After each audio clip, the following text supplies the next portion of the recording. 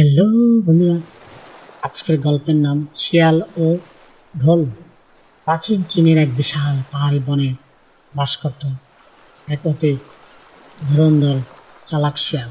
সে বছর প্রচণ্ড খরা হওয়ায় বনে খাবারের খুব অভাব দেখা দিচ্ছিল। শিয়ালটি টানা 3 দিন কিছু খেতে না পেয়ে একদম দুর্বল হয়ে পড়েছিল। সে খাবারের সন্ধানে বনের এক প্রান্ত থেকে অন্য প্রান্তে ঘুরে বেড়াচ্ছিল।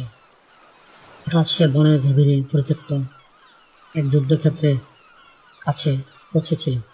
চারিদিকে ভাঙা তরোয়াল আর ঢাল পড়ে আছে। শিয়াল ভাবল, এখানে নিশ্চয়ই কোনো না কোনো মরা পশু পাওয়া যাবে যা দিয়ে তার পেট ভরবে।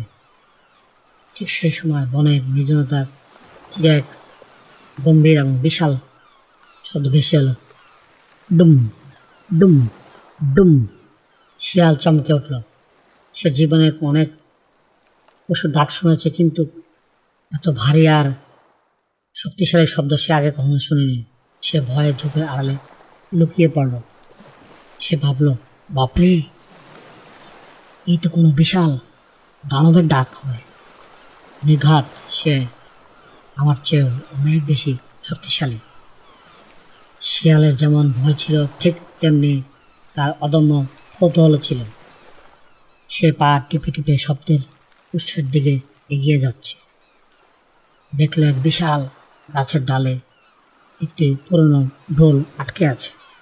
যখন জোরে বাতাস বইছে, গাছে একটি শুকনো ডাল সেই ঢোলের উপর দিয়ে আছা খাচ্ছে আর বিশাল শব্দ হচ্ছে। শিয়াল ভাবল, ওরে বাবা, এই প্রাণীটির আওয়াজ এত বড়, তাহলে এর ভিতরে নিশ্চয়ই প্রচুর মাংস আর চর্বি আছে। একে একবার ধরতে পারলে আমার সারা মাসের খাবারের চিন্তা দূর হয়ে যাবে। শিয়াল কিছুক্ষণ দ্বিধায় রইল। একদিকে দানবীয় শব্দের ভয়, অন্যদিকে সুস্বাদু খাবারের লোভ। শেষ পর্যন্ত লোভের জয় হলো। সে ভাবল, আমি এত চতুর, আমি কি একটা পশুকে ভয় পাবো?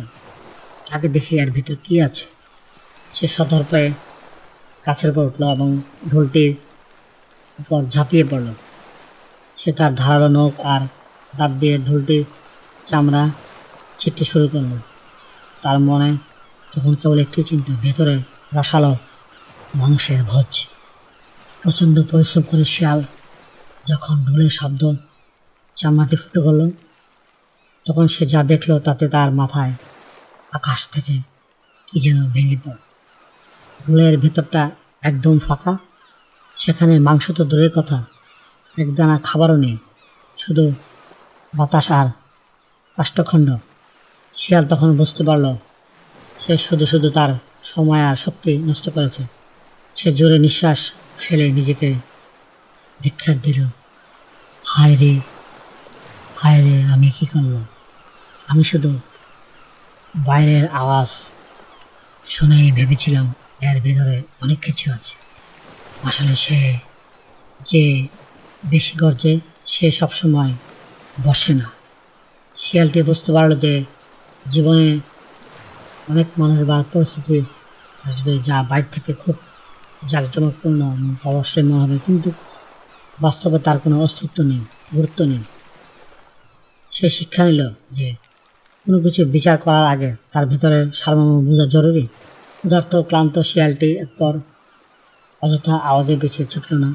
এবার সে বনের শান্ত এক কোণে ছোট্ট কোনো শিকারের সন্ধানে রওনা হলো। এই গল্পের মূল শিক্ষা হলো, ফাঁকা কলসির বাজে বেশি। যার ভিতরে কিছুই নেই সে বাইরে বেশি আওয়াজ বা বাহাদুরি দেখায়। হ্যালো বন্ধুরা, আজকের গল্পটা কেমন লাগলো কমেন্টসের মাধ্যমে নিচে জানিয়ে। আবার দেখা হবে কোনো গল্পে। Thank you for watching. Please subscribe.